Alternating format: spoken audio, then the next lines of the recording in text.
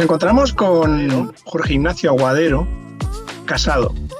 Es una persona a la cual tenía yo muchas ganas de entrevistar porque es una persona sensacional. Le estudió filosofía, es barcelonés, ha escrito 5 libros, ¿verdad? Cantidad de artículos. Sus artículos han sido traducidos a idiomas como el chino, el ruso, el japonés, portugués, inglés. Su ajedrez también es importante y es bonito, ya que él ha llegado incluso a tener un premio a la partida más bonita y además ha sido fundador de un club de ajedrez, jefe de redacción de la revista Peón de Rey y además de todo eso, también letrista, entre otras muchas cosas, de un grupo de hard rock, aquí donde le tenemos. Muy buenas, Jorge, cuéntanos un poquito más sobre ti.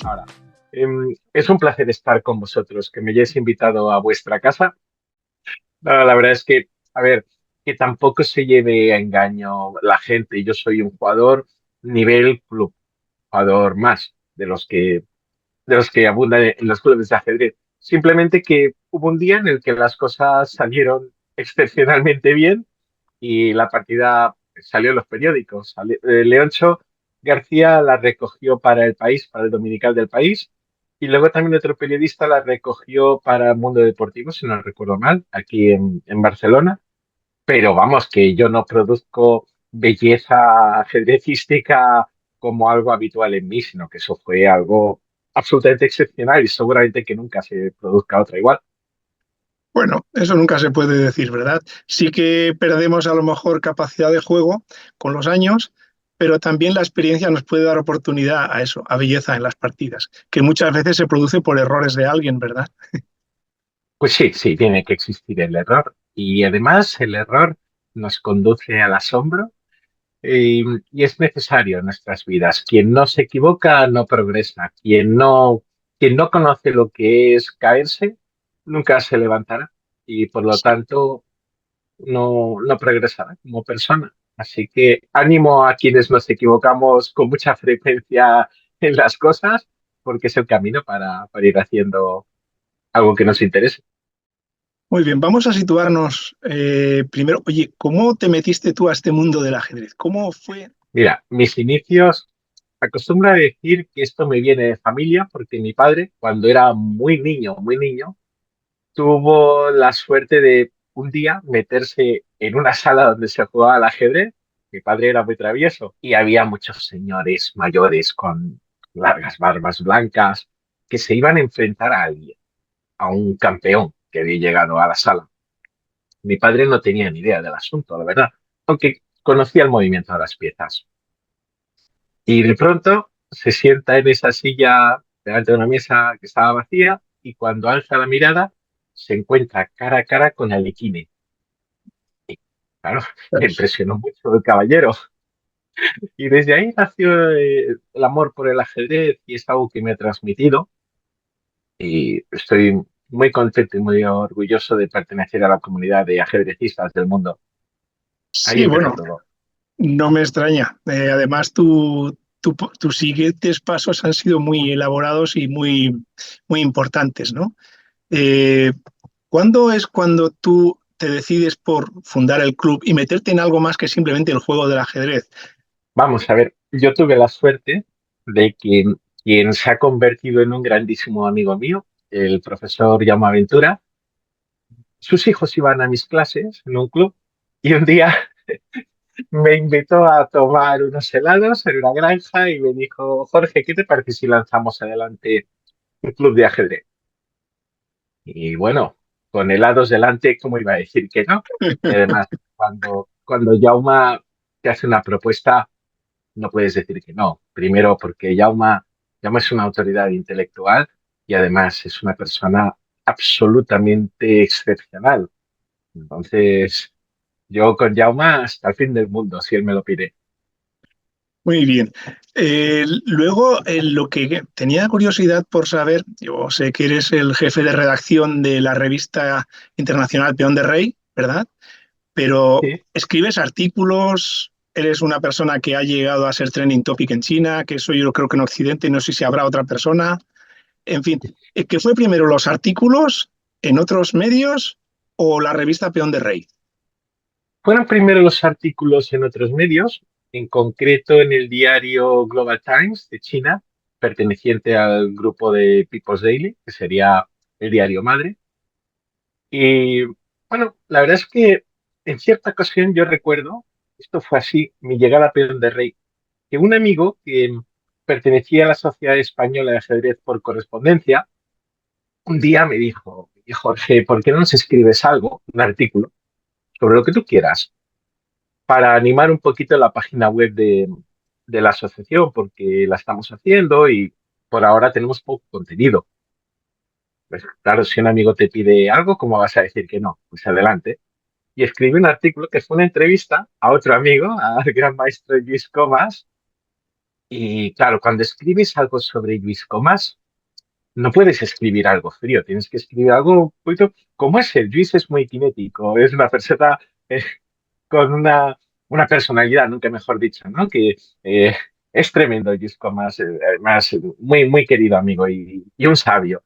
Entonces, bueno, me dio por escribir una entrevista en la que estaba Luis Comas en una taberna galáctica de Star Wars con dos chicas y, y a partir de esa broma y de ese tipo de entrevista con un trasfondo, con, con algún tipo de vínculo siempre muy claro con el mundo de la cultura, en este caso con el mundo del cine, escribí la entrevista y recibo un día un correo electrónico de Miguel Illescas que me dice, oye, tú, vente a Peón de Rey, vamos a hacer cosas a Peón de Rey, vamos a hacer entrevistas. Y ahí empezó todo y siempre muy agradecido a Miguel Illescas, a Carlos Penín, porque el equipo de Peón de Rey me ha tratado en todo momento, no como alguien que trabaja para, sino como alguien querido en el equipo, como uno más en la familia. Entonces, mi vínculo con Peón de Rey es indisoluble. Muy Les bien, tengo no. muchísimo cariño.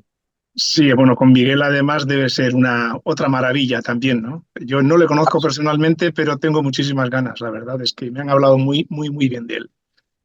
Cuando me he decidido a contactar contigo, ha sido por Marc Pera, que es un chico barcelonés también, que estuvo en la presentación de tu último libro, La Última Partida. Es Y verdad, me dijo, oye, ¿por qué no entrevistas a Jorge? Que es una persona impresionante. Y antes que él me había hablado de ti una pintora, Nistal Mayorga, que había estado contigo en el Opel de Llobregat.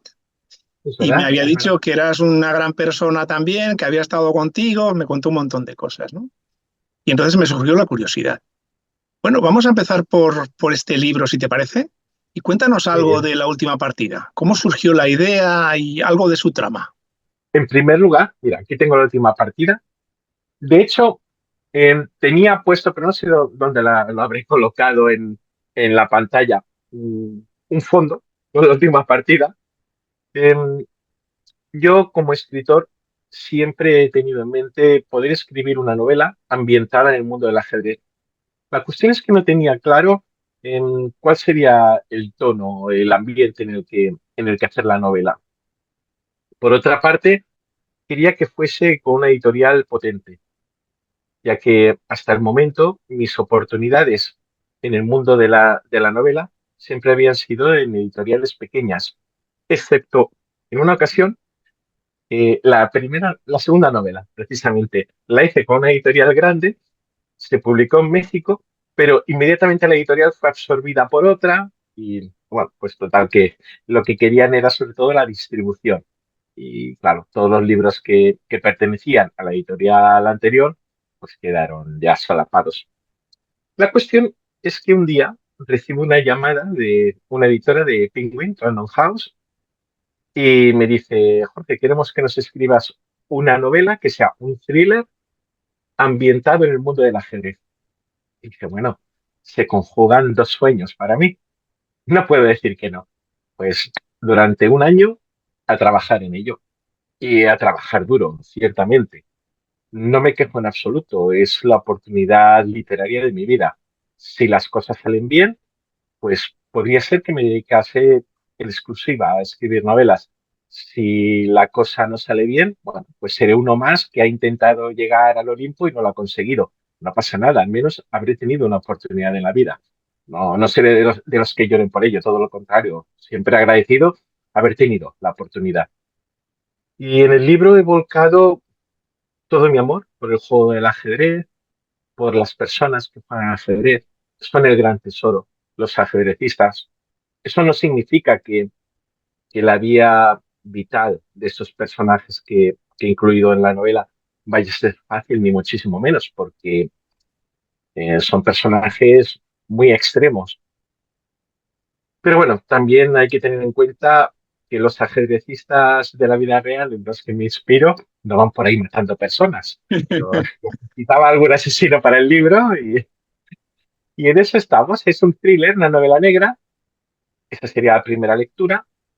Y luego la lectura más profunda es la que nos llevaría a la novela psicológica, a la novela de personajes, con las motivaciones de cada cual para reaccionar en función del entorno en el que está, de su propia personalidad y de las expectativas, tanto propias como las que les marcan los demás.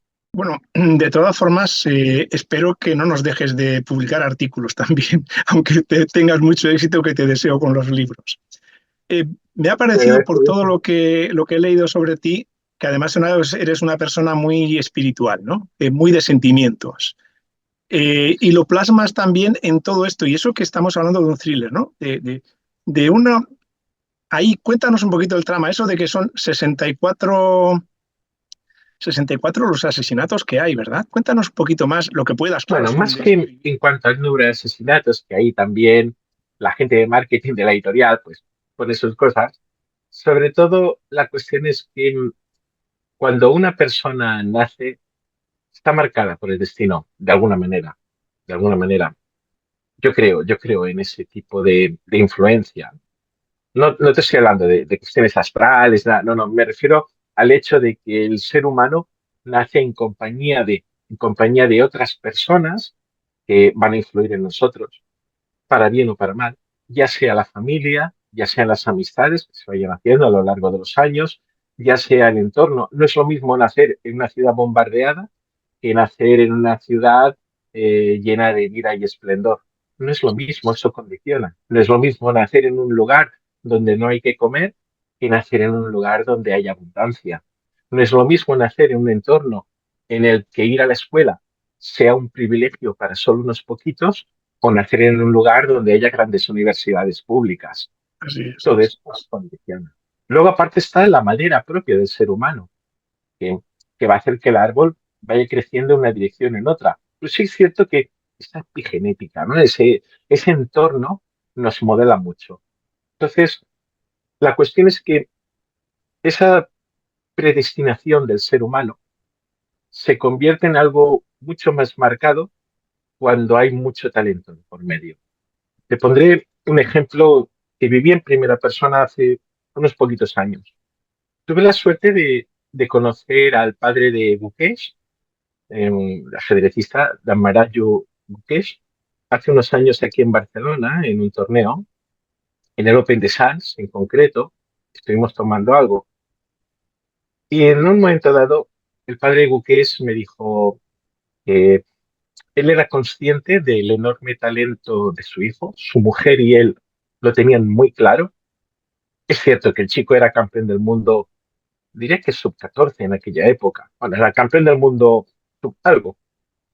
Y claro, ya la pista era clara, ¿no? De que el chico valía muchísimo. Pero aparte de eso, por la madurez con la que él le veía. Padre de Buques es un hombre que a mí me pareció muy cabal, muy sensato. Él es médico en la India y me Sí. decía que la calidad de vida que tenían, la familia, estaba muy bien para el estándar de la India. Pero claro, dar la vuelta al mundo con tu hijo es carísimo y es algo que no se podían permitir y lo estaban haciendo, pero eso tenía un coste muy grande para ellos, que no podían afrontarlo. Entonces, claro, es cierto que el chico estaba predestinado para hacer grandes cosas, pero ¿cuándo empezaría a ganar dinero, Buki? Tenían que pasar varios años, si es que las cosas iban bien, tenían que pasar varios años hasta que su participación en los torneos se viese refrendada con resultados económicos para poder mantenerlo, para poder seguir adelante, para avanzar. No estamos hablando de una ambición desmesurada. No, no, estamos hablando de poder hacer aquello para lo que has nacido, aquello que amas. Finalmente encontraron patrocinadores y pudieron dedicarse a ello. Claro, este año de pronto llevemos a Buques clasificado para jugar el torneo de candidatos y quién sabe si será quien rete a Dindir por el campeonato del mundo. Pero hay un sello vital del predestinado en esa historia, porque todo jugaba en contra. Todo jugaba en contra del chico de la India, del chico que no iba a tener dinero para desarrollar su talento, pero había una fuerza del destino que ha tirado de él, como esa fuerza del destino que ha tirado de Pragyananda también, hablando de la India, o que ha tirado del mismo Dean Liren, que le llevó a ser campeón del mundo. Dean Liren, hace unos años, cuando empezó su ciclo de candidatos, el primero, pues todo lo fue teniendo en contra. De hecho, su llegada a Madrid para jugar el último candidatos fue una llegada, perdón, de lo más complicada. Hasta un par de días antes de empezar el torneo, no se sabía si Liren pisaría el aeropuerto en Madrid. Muy difícil. Sin embargo, fue llegando y llegó y ganó el campeonato del mundo y estuvo dos veces por debajo en la final. Todo esto es difícil. Estaba pasando una depresión. Bueno, es complicado, pero lo consiguió. Es el destino también, ¿eh? Es decir, es ese talento que se conjuga con el destino. Eso nos lleva a cumplir nuestros sueños, como quien encuentra una moderna Troya. Sabes que puedes seguir los versos de la Ilíada y todos te van a decir que estás loco por seguir lo que pone en ese libro. Pero si crees en el destino, si crees que has nacido para hacer algo, adelante, porque cualquier otro camino no va a ser mejor. Cualquier otro camino va a ser llevar una vida de desengaños constantes y de estar lamentándose siempre por, ¿y si lo hubiese intentado? ¿Y si mi felicidad? Ayer precisamente un chico del club de ajedrez, me estaba preguntando sobre una oportunidad laboral que le ha salido en el mundo de la ciencia y, y claro, él me argumentaba que lo que le ofrecían no era mucho en comparación con otro tipo de trabajo más rutinario, en el que le ofrecían un poco más. Hablamos de una diferencia de 200 euros, cosas así, pero para un chaval joven eso es dinero y es importante. Y el consejo que yo le di es que cogiese el trabajo en el que él se sentía persona, en el que él sentía que Realizar. podía crecer, donde iba a estar cómodo, porque míralo al revés. Imagínate que viene un Dios todopoderoso y te dice, yo te voy a resolver la vida económicamente hasta cierto punto, es decir, no vas a ser rico, pero hasta cierto punto te lo puedes resolver a cambio de tu felicidad.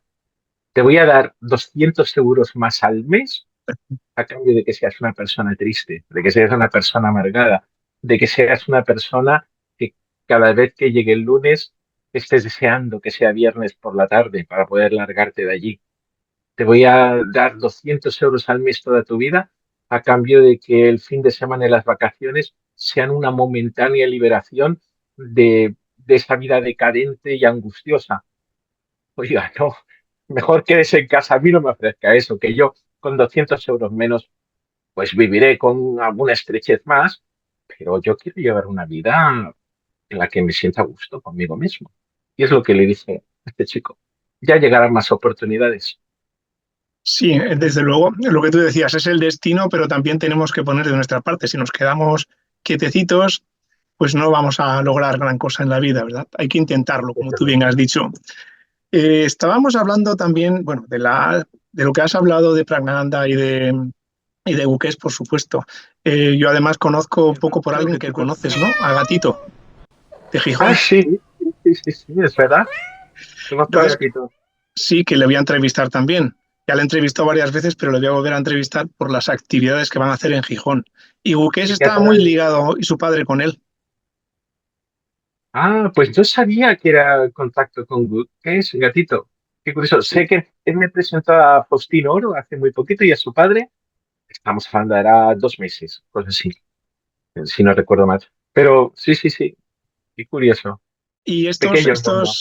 estos indios son también del equipo que ganó el campeonato del mundo escolar que se jugó en Dubái, la final. Ajá. Sí, sí, Eso sí, es. sí. O sea que ya les venía ahí, ya venían fuertes, ¿no?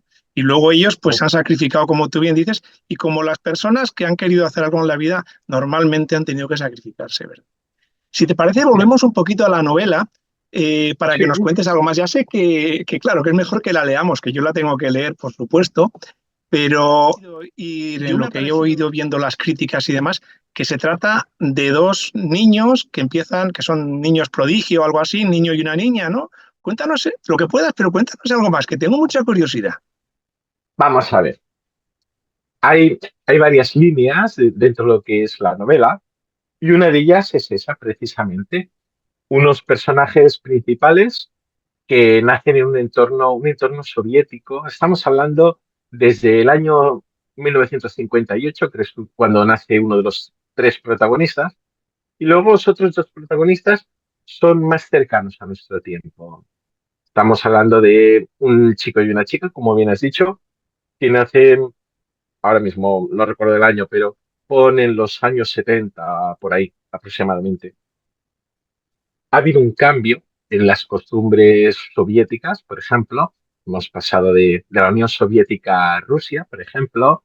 Ha habido una serie de revoluciones que a los tres personajes les van a tocar de lleno. Lo que pasa es que uno de ellos conserva la mentalidad de esa Unión Soviética que había prevalecido en la guerra contra los nazis, pero claro, prevalecen a base de pagar un altísimo coste. Por ejemplo, una ciudad eh, sin hombres prácticamente, ciudad industrial en la que los pocos hombres que vuelven de la guerra vuelven con muchísimos problemas. En cambio, los personajes más jóvenes tienen una visión distinta de la vida. Tienen una visión de eh, ha habido la disgregación de la Unión Soviética, ya no tienen ese vínculo entre sí con las otras repúblicas, tienen una visión de la vida mucho más occidentalizada y además viajan mucho, con lo cual su modo de pensar, su modo de hacer, em, le sucede como a muchos ajedrecistas. La vida del ajedrecista es la de una persona que vive en el aeropuerto.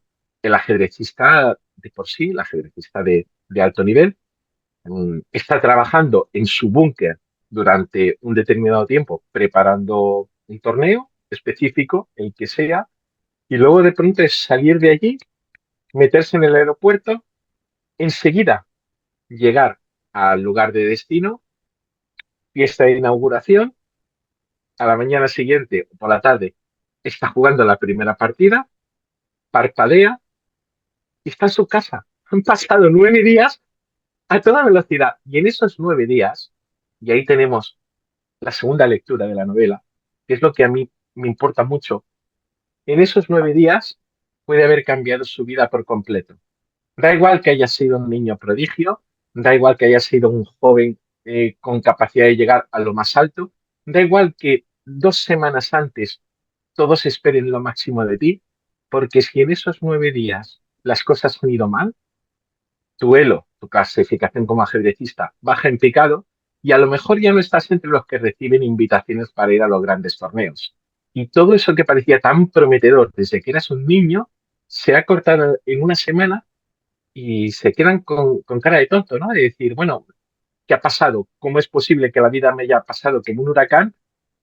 Porque no he sido capaz de ser resiliente cuando he perdido la primera o la segunda partida. ¿Por qué se me han echado todos encima? Nadie me comprende. Esto es muy difícil, lo voy a dejar.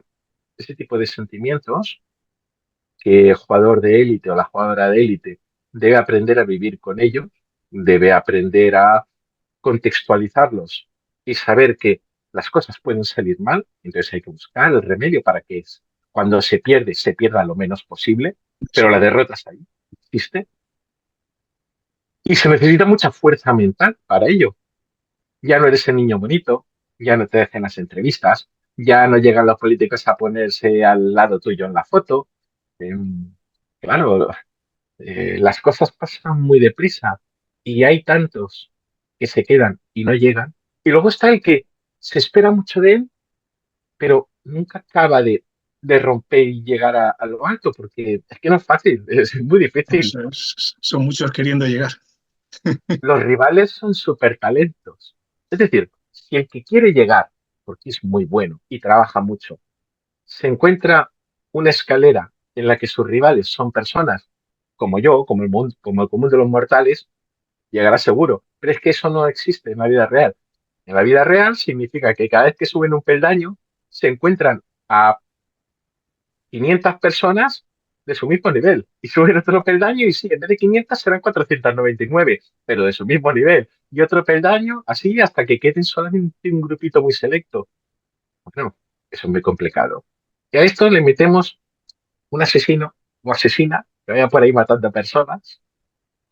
Mis amigos no van por ahí matando gente, pero, pero bueno, eso le da un poquito también de salseo a la novela y quiero que el lector y la lectora, quiero que duden. Quiero que cuando tengan muy claro, este es el personaje que mata, al cabo de 2 o 3 páginas o 5 páginas, digan, no, no, no, el personaje que mata es este o esta otra, porque tiene sus motivos.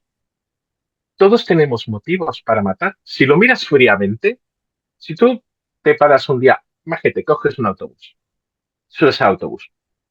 A tu lado tienes, pues, un par de ancianitos, ancianitas, que van tranquilamente charlando de sus cosas, alguna persona más joven, típico ejecutivo con un maletín. Ujú. Vale, tienes este tipo de público en el autobús. En principio, son todos buenas personas, ahí no hay ningún problema. Pero las matemáticas no dicen eso. Las matemáticas nos dicen, si de cada 100 personas, 2 o 3 son psicópatas, pues en tu autobús hay como mínimo uno. Como mínimo. Hablamos del mejor de los casos. Siempre poniéndonos en el mejor de los universos posibles. La cuestión es quién es. ¿Se trata de la ancianita tan amable que se ha puesto al lado para no molestarte en el asiento? Igual sí. Igual es esa persona que te ha sonreído y es súper amable. O es el tipo ceniciento que está mirando por la ventana totalmente abstraído y que tiene cara de que le vayan mal las cosas. No lo sabes. El mal está. La cuestión es cómo convivimos con el mal. ¿Qué podemos aceptar? Es decir, como sociedad debemos imponernos unos límites. Tampoco podemos castigar al que es malvado o potencialmente maligno antes de que haga nada. Porque puede ser que lleve una vida, sí, con deseos de otras personas, pero que no lo vaya a hacer nunca ni de lejos. Sobre todo por el temor al que le pillan. No por falta de ganas, pero que no lo va a hacer nunca. Entonces, claro, tenemos ese dilema moral, ¿no? La ley, la justicia, la ética, la moral, que pueden parecer lo mismo, pero no lo son. Porque una cuestión es el conjunto de reglas que tenemos para regir nuestra vida en sociedad. Y el otro ya sería la interiorización de cómo cada cual tiene sus propias perspectivas de la existencia y de la relación con nosotros. Todo eso se hace muy difícil de llevar. Y lo que yo pretendo es que la persona que lea la novela se pueda meter dentro de la mente de estos personajes y convivir con ellos, incluso convivir con esa persona que va a ejecutar el mal y lo va a llevar hasta el último extremo. Pero que lo conozca en primera persona, que, que no haya distancia entre quien lee y quien mata, que no haya distancia entre quien lee y quien está trabajando duro para ser campeón del mundo, que no haya distancia entre quien lee y quien se pregunte todos los días, ¿por qué yo? ¿Por qué soy distinto a los demás? Para bien o para mal, ¿eh? Hablamos tanto de quien esté predestinado a las grandes cosas como quien esté predestinado a acercarse a las grandes cosas, pero nunca saborearlas. Esa es la frase, ¿no? ¿Por qué soy distinto a los demás? Eso es lo que cada uno de los personajes desde su punto de vista en la existencia, le plantearía al lector, a la lectora, porque soy distinto a los demás. Sí, ahí entra tu faceta de filosofía, ¿no? De tus estudios te valen para algo. Probablemente. Sí. Bueno, de todas formas, has comentado que la trama está algo relacionado con la Unión Soviética, ¿verdad? Si está relacionado con la Unión Soviética, ¿cómo te has documentado? Porque es un mundo, no sé, ¿lo conoces o...? Tengo la suerte de tener muy queridos amigos que me han confiado experiencias propias en mundo soviético. En este caso sería Olga Alexandrova, la mujer de Miguel Illescas, que me dijo, ven, habla con mis padres, conmigo también, para que te cuenten, por ejemplo, cómo se vivía en la ciudad de Kharkov, en Ucrania, en los años 50, 60 del siglo pasado. ¿Cómo era un día para una persona? Por ejemplo, ¿cómo era la escuela? Yo me acuerdo que hablando con el padre de Olga, una de las cosas que más me chocó, a mí me sorprendió enormemente porque entre tú y yo no tenía ni idea, ¿eh? No sabían nada. Mis conocimientos eran, bueno, como si me preguntas cómo se vivía en Vietnam en 1935. No tengo ni idea, oiga. Si no sé cómo se vivía en Tarragona hace 80 años, no voy a saber. Te haces ideas, ¿no? Pero no sabes, no sabes. Y menos los de mi generación, que sabemos bien poquito del mundo. Entonces, hablando con el padre de Olga, una de las primeras cosas que le pregunté fue sobre la escuela. ¿Cómo era la escuela? Y claro, yo en mi mente tenía en España las escuelas de la época, en general, pues eran escuelas muy modestitas, en general con pocas actividades extras para los niños. Lo intentaban los docentes, claro que lo intentaban, que los niños, siempre ha intentado el docente que el niño haga mil cosas, pero había muy poquitos medios. Y para mi sorpresa, el padre de Olga me estuvo explicando, por ejemplo, en su escuela, una escuela absolutamente normal y corriente, zona, tenían pero muchísimas actividades extraescolares, pero muchas, ¿eh? Muchas, más de las que puedo contar con los dedos de las manos. Y fue sorprendente. Claro, es un hombre que a día de hoy juega todavía a voleibol. Le gusta mucho el voleibol. Em, Podían escoger prácticamente cualquier deporte. Y claro, me llamó mucho la atención que sus escuelas fuesen así. Les faltaban cosas, por ejemplo, cereales, que es curioso, ¿no? Porque en Ucrania faltase cereal. Eso es un crimen. Eso es un crimen. Pero claro, el cereal iba donde iba. Iba para Rusia. Pero tenían otras cosas. Entonces, mm, me permitieron, gracias a los padres de Olga y Olga, pude llegar a describir cómo era el día a día de un jovencito en la ciudad de Kharkov en aquella época, cómo eran las cafeterías, cómo eran los parques. Claro, que a mí me dicen cafeterías en aquella época, en aquella zona, yo hubiese pensado que no me imaginaba cafeterías. Pues sí, una cafetería con heladería, wow, para mí es sorprendente cómo eran los pisos, pisos clónicos. Los pisos llevaban las habitaciones desde la fábrica hasta la casa. Entonces eran todos clónicos. Pero había, por ejemplo, de dos tipos, el Khrushchevka y, y el Stalinska. Uno en honor de Stalin y otro en honor de Khrushchev. Pero bueno, había clases sociales también. Vaya que gracias a mis amigos, pues he podido escribir sobre la época.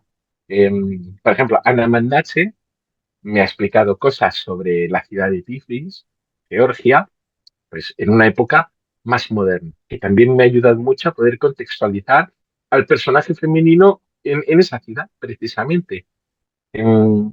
Ruslan Ponomariov, por ejemplo, me estuvo ayudando con lo que es la escuela, donde él fue de niño, ¿no? Entonces he visto fotos, he visto, bueno, y gracias a mis amigos que han vivido la época, pues he podido escribir algo de lo que estoy muy orgulloso, ya que hasta el momento he recibido muy buenas críticas con respecto a diferentes cosas de la novela, ¿no? Pero que esa en concreto me la están valorando muy bien. Muy bien. Bueno, es que has hablado de personas que de eso saben mucho y que son grandes figuras, ¿no? Ana, Ruslan. La verdad Y es muy que buenas la personas. documentación que has tenido, Alessandrova, la mujer de Miguel, son personas que claro, lo viven en primera persona. A la novela, ¿cómo le afectó a los protagonistas esa caída del muro? Fíjate que creo que solamente en una línea hablo de ello como tal, porque lo que he pretendido ha sido alejarme de la narración como línea cronológica. Ujú. Lo que he procurado es que em, la persona que lo lea vaya haciéndose la idea de cómo eran aquellos tiempos a través de las sensaciones que tienen los personajes. Por ejemplo, en la secesión de Georgia con respecto a la Unión Soviética, ¿cómo lo vive un georgiano de la época? Hoy en día, si sucede algo en nuestro país, donde sea, enseguida, bueno, te llega Twitter, te llegan los medios de comunicación, Internet. Es decir, tú estás viendo en tiempo real todas las cosas y estás viendo lo que opina uno, lo que opina otro. Lo es al momento. En aquella época no era así. Si ya hablamos de unas sociedades en las que había cierta ley del silencio para determinados temas, pues claro, una guerra civil o un proceso de separación es mucho más complejo y te puedes encontrar militares dando tiros por las calles y te puedes encontrar una niña que va saltando de tanque en tanque porque va a jugar un campeonato de ajedrez y la niña no se entera de lo que está. Sí, sabe qué tanque, sabe qué disparos, pero no tiene la capacidad de analizar eso como lo analizaría un adulto, ¿no? No está pensando, van a entrar en casa y nos van a coser a tiros a todos. No, la niña va a jugar al ajedrez porque es una niña y piensa cosas de niña. Los adultos, en cambio, tienen claro que están viviendo tiempos difíciles en los cuales las cosas van a cambiar, pero no saben en qué dirección van a cambiar porque no tienen ni de lejos información como para ello. Pueden ver, por ejemplo, hablando de esa época y de Georgia, pueden ver que de pronto Shevardnadze, como alto cargo en la Unión Soviética, dimite. Es claro, dimite Shevardnadze y todo lo que era un castillo sólido se acaba de desmoronar por abajo. ¿Cómo afectará eso a la gente? Bueno, pues en las casas de comida, las, las camareras siguen sirviendo comida igual, porque por mucho que tu mundo cambie, hay ciertas cosas que están ahí. Vas a trabajar, sales a la calle. ¿Tú recuerdas, Manuel, por ejemplo, esto lo hemos vivido más en primera persona, cuando hubo la horrorosa guerra en los Balcanes, que decían, esta mañana, por ejemplo, tres personas que iban a comprar al mercado han sido abatidos por un francotirador en el mercado de el que sea. Entonces uno pensaba, a ver, ¿cómo se te ocurre irte a una plaza pública, a un mercado, sabiendo que hay francotiradores, que estás en una guerra? Bueno, ¿cómo se te ocurre? Es que tú estás haciendo tu vida, aunque haya una guerra, aunque haya lo que sea, ¿qué haces? ¿Te quedas en casa sin poder salir para nada? Es que no puedes, te vas a morir de hambre o van a entrar en tu casa y van a matarte a la familia igualmente. Es decir, las guerras tienen ese componente caótico, caótico, de que la persona llegue un momento en que parezca casi como que lo que está viviendo no es excepcional, que es algo normal y hace, y está aterrorizada. El terror le hace tener a veces un comportamiento que se aleje de lo que consideraríamos normal, pero claro, te pone en una situación así y ¿cómo reaccionas? Pues cada uno reacciona porque cada uno es de su padre y de su madre, reacciona a su manera. No hay dos personas que reaccionen igual ante la tragedia. En nuestro caso, por ejemplo, imagínate, sufres una enfermedad terrible, sobre todo si eres niño, ¿no? Eres un niño, sufres una enfermedad terrible y de pronto lo único que sabes es que hay un día que no vas al colegio y estás en una sala de hospital. Eso a mí me ha pasado.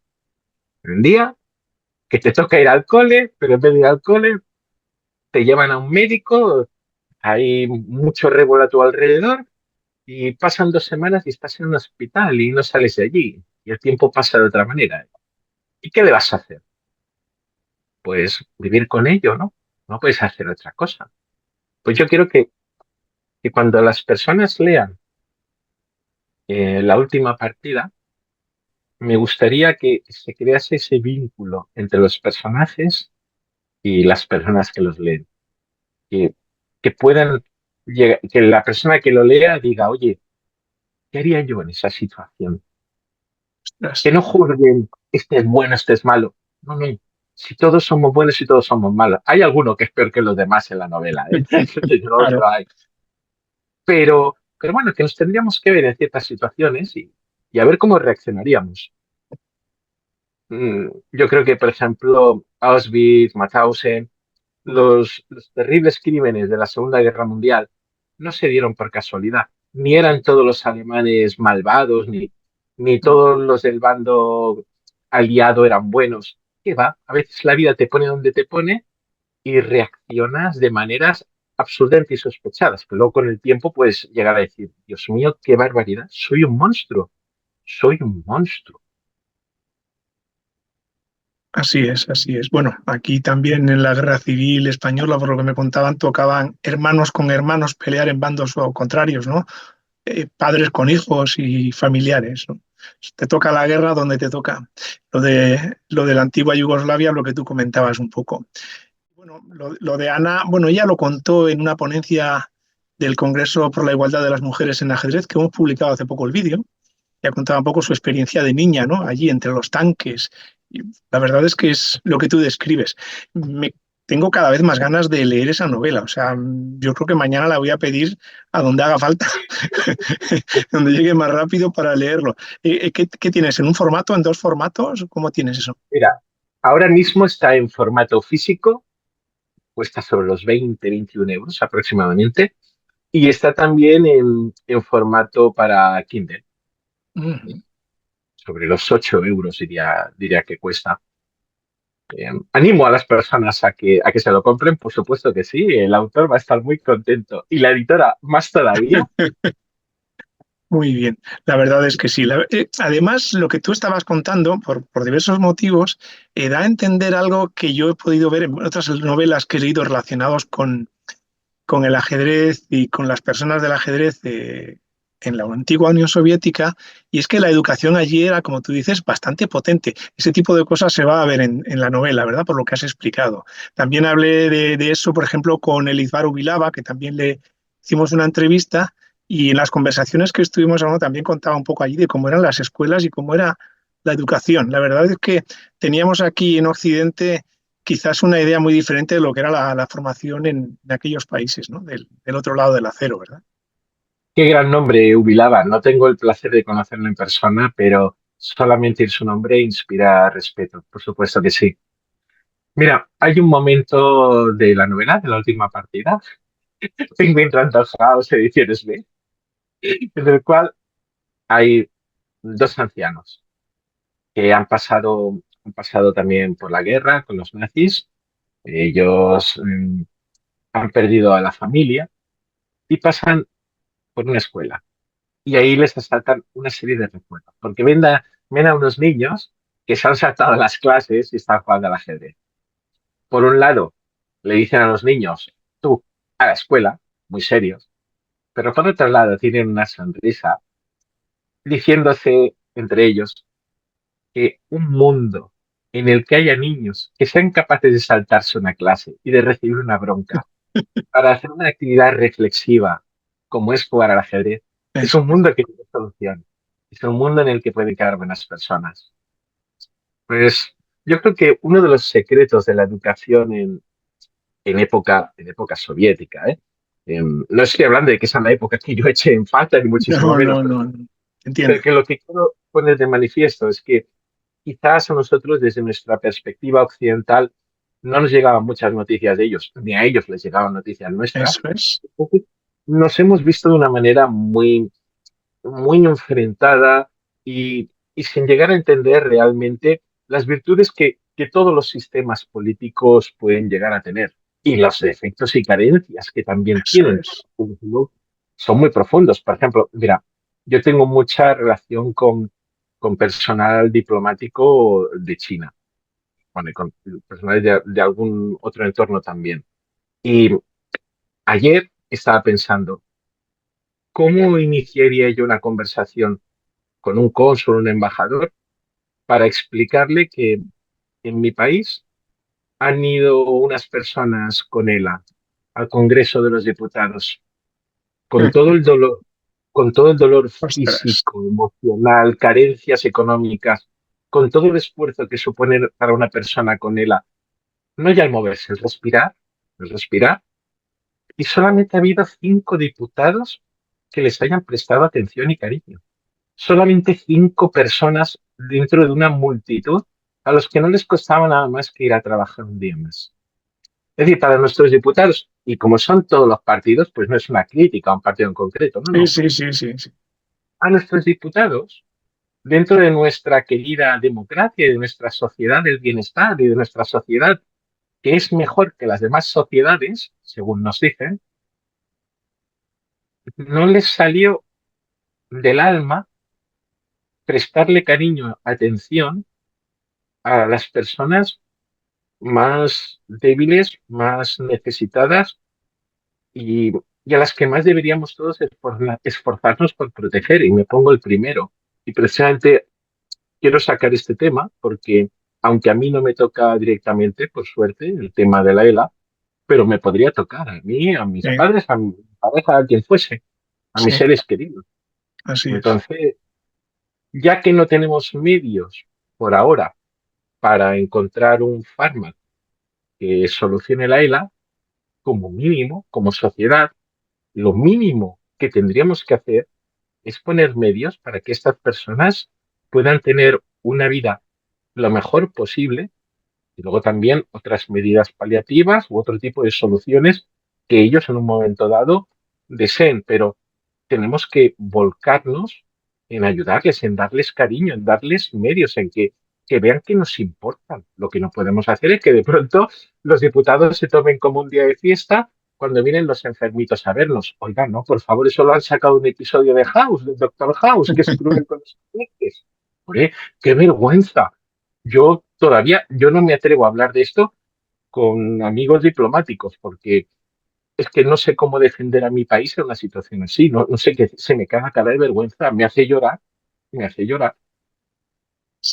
La verdad es que sí. Además, creo que eran lo que pedían 30 y pico millones de euros, que tampoco, comparado con lo que se gasta en otras cosas, pues no es absolutamente nada. Por cierto, ¿tú cuántos idiomas hablas? Porque veo que tienes mucha vinculación con China. ¿Es que hablas chino? ¿Entiendes chino? O ya ni pienso, bueno, pero poco más te puedo decir en chino, sé muy poquito. Ojalá ojalá supiese más de todo, ¿no? Y especialmente de más idiomas para poder comunicarme con más personas. Pero mira, yo puedo decirte que sé castellano y catalán, bien. He mejorado mucho mi inglés, aunque sigue siendo muy deficitario, y hago lo posible por mejorar mi chino, pero no, no sé mucho. Ojalá supiese más. Me han tratado muy bien en China, en concreto, los chinos me han tratado muy bien, y lo mínimo que puedo hacer es devolver parte de ese cariño de la mejor forma que pueda. Yo creo que una de ellas es apreciar su cultura, que, ojo, tampoco es un gran mérito por mi parte apreciar una cultura milenaria, Eso es. entendámonos. Pero bueno, es lo mínimo, ¿no? Tener un poquito de vergüenza torera y decir, oye, claro que sí, me gusta ¿Y, la cultura. y cuál es el último artículo que has escrito y cuál es el último artículo que has escrito en qué medio y que se haya publicado luego también en China? Vamos a ver, el último artículo que he escrito, mm, obviando Peón de Rey y el diario El Llobregat, que su editor, Xavier, Sí. me está dando la oportunidad de escribir con ellos y para mí es un gran honor. Pero el último artículo que me hizo muchísima ilusión era cuando estaba acabando de escribir la novela, iba con el tiempo muy justito, pues recibí la propuesta de escribir un artículo para National Geographic, historia, sobre ajedrez. Y claro, si te llama National Geographic, ¿cómo vas a decir que no? Pues trabajé mucho para hacer el artículo. Estuve 5 días sin dormir, ¿eh? No dormí nada. Yo creía un momento que a Fernando Arrabal le mandé un mensaje diciéndole que si me moría, que se encargase de que la novela se editase, porque pensaba, sinceramente, pensaba que me iba a morir, que no podría, te lo juro, ¿eh? Me dieron dos Ostras. taquicardia, sí, sí, pero escribí el artículo, ya que la novela. Entonces, el artículo de National Geographic para mí es, bueno, es media vida, está muy Ujú. intenso el artículo. Y luego, en China, para, para Global Times, este fue para la edición internacional de Global Times o era para la edición española de People's Daily, de Periódico del Pueblo. No me acuerdo cuál de los dos fue, pero escribí sobre Dean Linden, sobre Dean Linden, sobre cómo un campeón del mundo puede ser una persona humilde, un buen ser humano, un modelo de comportamiento, una persona para la cual el dinero es algo totalmente accesorio, un tipo al que no ves en un superdeportivo, cuando podría hacerlo. O sea, con chasquear los dedos dicen puede tener un deportivo, pero no, no son las cosas. Tu modelo de vida es mucho más tranquilo, mucho más humano, mucho más persona que todo eso. Le admiro mucho y le tengo mucho cariño. Entonces quería que las personas chinas que por lo que sea no tuviesen vínculo con el ajedrez o no conociesen a Dean Liren, que pudiesen tener ese acercamiento de decir, mirad qué campeón tenéis y qué valores como ser humano aporta. Sobre todo eso, qué valores aporta. Oli, me alegro mucho. Además, me dio bastante pena que cuando vino a jugar el Candidatos a Madrid, que se hablaba de otras cosas más que de él y de su juego, de cosas como que si se traía una sartén propia para hacer arroz o no sé qué cosas más raras, en lugar de él mismo, de su juego y de su calidad humana, ¿verdad? Suele Sí, ser así. pasaron varias cosas. Una de ellas era que él, em, lo que él llevaba para hacer el arroz era para no molestar a la organización del torneo, para no suponer un problema.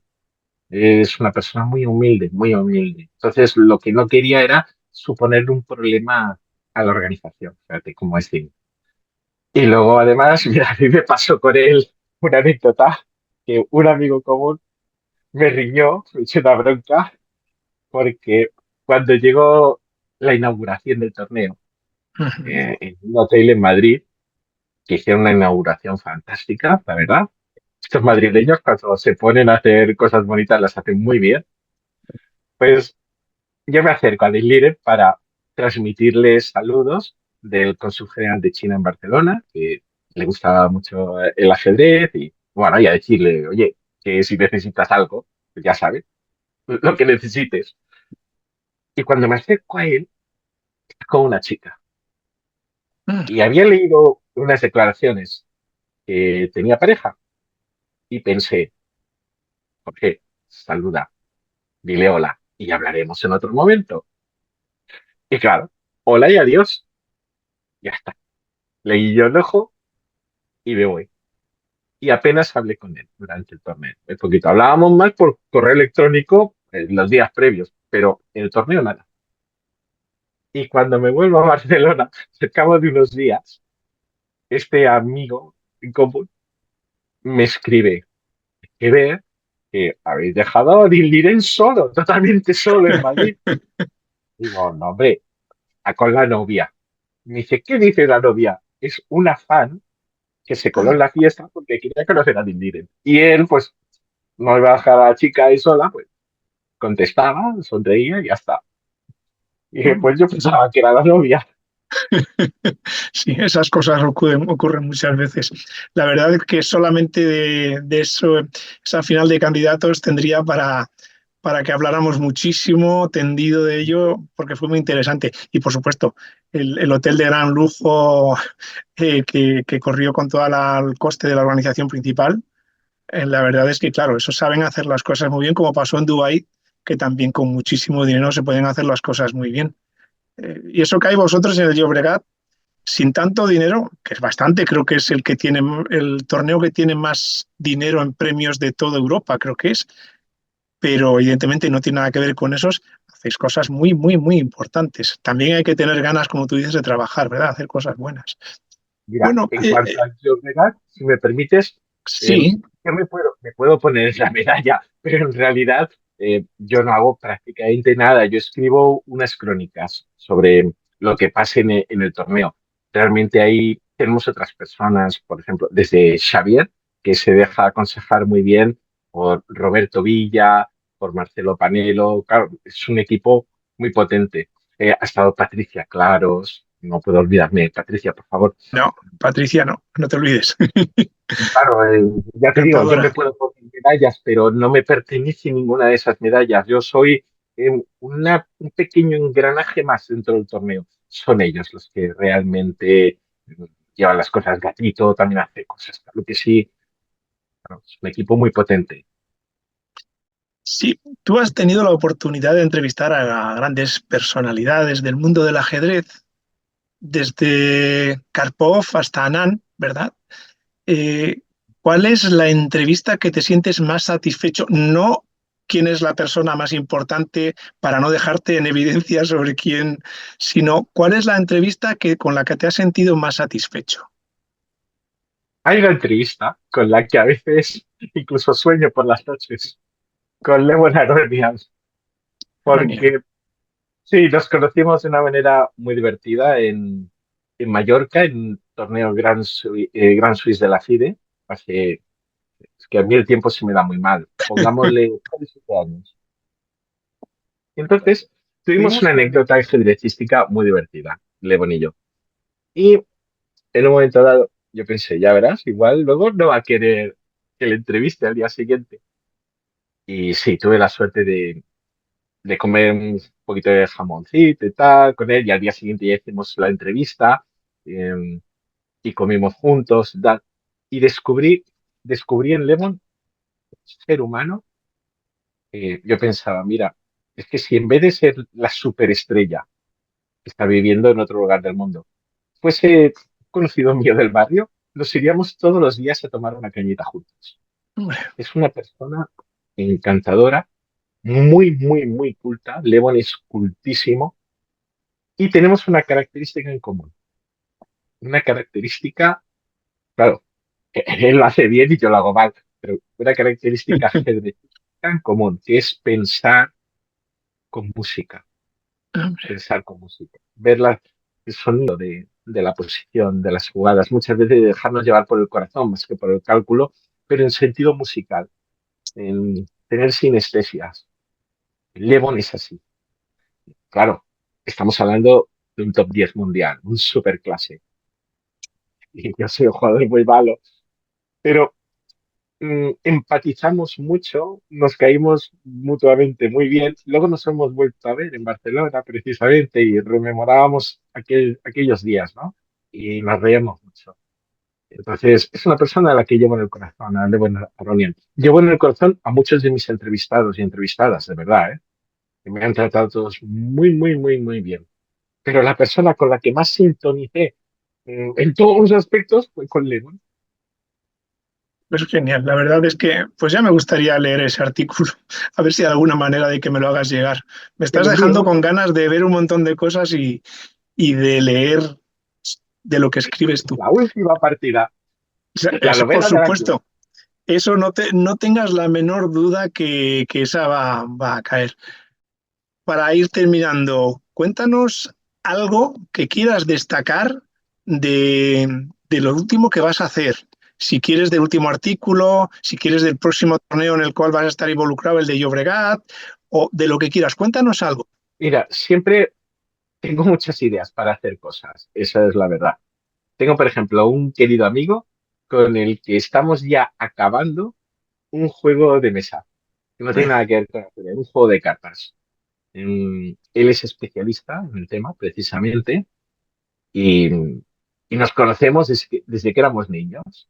Y llevamos pues como 2 años trabajando cada viernes por la tarde un rato en nuestro juego de mesa. Tengo una obra a la que quiero ponerle música. Es un libreto de tenor y contratenor porque la voz de contratenor ahora ya está siendo muy apreciada, pero cuando la escribí en ese momento había poca oferta en el mercado, por así decirlo. Y tengo un amiguete que es músico, que compone música sinfónica y está interesado en hacerla y tiene alguien que podría producirla. Entonces me gustaría mucho. Por otra parte, también estoy ya dándole vueltas a una segunda parte de la última partida Hombre, a través de la pérdida de un personaje, como su hijo, que nunca llegó a conocer a su padre, un chico de 12 años, por ejemplo. O sea, hacemos un paso de 12 años, ¿no? De tiempo, cómo la madre le habla al hijo de quién ha sido su padre y de lo que ha significado en eso que es el mundo del ajedrez, porque ya están muy desvinculados. Pero cómo el niño va a ir avanzando y conociendo a su progenitor y a las personas que le han ayudado en la vida. Sobre todo hay un personaje, bueno, no digo nada, eso no lo avanzo porque creo que es bonito sí, mejor y que no, quiero mejor decirlo. que no. No sé, Bueno, me gusta hacer cosas, no quiero sí, quedarme sí. quieto. Hombre, es que me tienes sorprendidísimo porque eres letrista, creo que de ópera y de rock, que son dos mundos que sí, los dos son música, pero vamos, son muy, muy lejanos. En cuál te sientes? Ya la última que te hago sobre temas personales, pero bueno, es que estaría, ya digo, ¿en qué mundo de los dos te sientes más identificado en este momento? Porque claro, quizás en los años más jóvenes el rock esté afuera más tu vida, ¿no? Pero bueno, cuéntanos un poco. Vamos a ver, yo te lo digo de corazón, es decir, no es una respuesta correcta, porque creo que en este tipo de preguntas no existe la respuesta correcta, así que me pueden dar palos, diga lo que diga. Así que estoy dispuesto a ello. Veamos, amo la música sinfónica. Yo llegué a la música sinfónica a partir de Mozart. Mozart es, sí, es previsible, a todo el mundo le gusta, pero a mí me enamora Mozart. Entonces, a partir de Mozart he conocido más cosas, claro. Y así llegué a la música sinfónica. Lo que pasa es que lo del rock fue una aventura muy loca, una auténtica locura, de varios años además. Em, Llegamos a tocar en MotoGP, en Ostras. Montmeló. Sí, tocamos al lado de Paris Hilton, que nos iba escuchando, porque resulta que el que la llevaba en el coche había sido bajista nuestro. Hombre, Entonces puso nuestro disco y diciéndole a la chica, oye, Paris, que aquí iban a tocar estos y tal. Bueno, se dieron muchas circunstancias muy divertidas. Y la vida con los rockeros fue algo que no cambiaría para nada. Lo que he vivido con los rockeros ha sido una hermandad absoluta. No teníamos un duro. No teníamos dónde caernos muertos. Tocábamos en la calle, delante del Hard Rock Café en Plaza Cataluña, y los del Hard Rock Café nos daban permiso para tocar ahí, porque a otros grupos los largaban, pero mi grupo, no por mí, porque yo solamente era el letrista, pero los instrumentalistas eran muy buenos. Y tuvimos unas cuantas oportunidades. Llegamos a tocar, por ejemplo, en Madrid, en la Sala Caracol, también una experiencia muy curiosa. Grabamos un disco, Cadena 100 nos apoyó mucho, nos apoyó por pesados, porque íbamos cada día, alguien del grupo, durante varios meses, hoy en día esto nos acusarían de acoso, ¿eh? Durante varios meses iba alguien del grupo que le tocase a llevar un CD de nuestra maqueta al, al Bedel de Cadena 100. Y el hombre, con toda la santa paciencia del mundo, nos decía, "Id para vuestra casa, no volváis". Pero al día siguiente, alguien del grupo llegaba con la maqueta y por favor preguntaba si podían entregar la maqueta a un directivo de Cadena 100 y nos mandaban para casa. Y un día, cuando ya llevamos mucho tiempo haciendo esa estrategia de no tener un duro y buscarte la vida como sea, nos dijo, mira, traed la maqueta que se la voy a dar al directivo, pero no volváis jamás, no volváis jamás. Y lo hicimos. Esa misma tarde nos llamó el directivo y nos dijo, venid a Cadena 100. Nos hicieron un concierto en la Sala Vivaldi en Barcelona, nos dieron un mes de cuñas publicitarias que hicieron ellos apoyando al grupo, que cada día sonaba una cuña publicitaria, y luego además nos dieron un mes más de cuñas publicitarias cuando acabamos el concierto. El grupo al final se desintegró porque éramos unos locos haciendo una locura, pero yo creo que ha sido la gran experiencia de mi vida, vivir con los rockeros. bueno, he estado en el escenario, he hecho muchas cosas. O sea, me lo he pasado muy bien. Puedo decir que he sido un tipo feliz haciendo cosas. Sin un duro, ¿eh? Porque no ganábamos nada, pero qué bien lo pasábamos con el rock. Madre mía, qué experiencia. ¿Y dónde se puede escuchar eso en algún sitio? ¿Está accesible en algún sitio? ¿Se puede bajar la música? Todavía hay en internet es fácil encontrar. Nos llamamos Madame, Madame Hyde. H y latina, T de Tarragona, E de España. Madame Hyde. Y bueno, las letras son mías. Pues no te quepa duda que lo voy a escuchar. Bueno, ya para terminar, ¿quieres decir algo a las personas que nos están viendo? ¿Quieres mandar algún mensaje? Sí, por supuesto, que pasaré lista y que si no se compran el libro, les enviaré un sicario a casa para que les pongan las piernas uno a uno. Así que, como ahora puedo matar, porque la editorial me permite que mate, que lo sepan, lo sepan. Muy bien, pues ya sabéis, queridos amigos y amigas, comprad el libro, La última partida de Jorge, y muchísimas gracias por atendernos, por vernos y por estar ahí. ¿Puedo Hasta añadir pronto. puedo añadir una pequeña Lo cosa? que quieras, faltaría Muy más. pequeñita. No, lo que Y quieras. esto no es algo para mí, ni muchísimo menos, porque no entra en mi labor profesional. Ojalá que lo hiciese, pero no tengo dotes para ello. Me gustaría lanzar el mensaje a todas las personas que me quieren, todas las personas que me apoyen, todas las personas que quieran apoyar la última partida.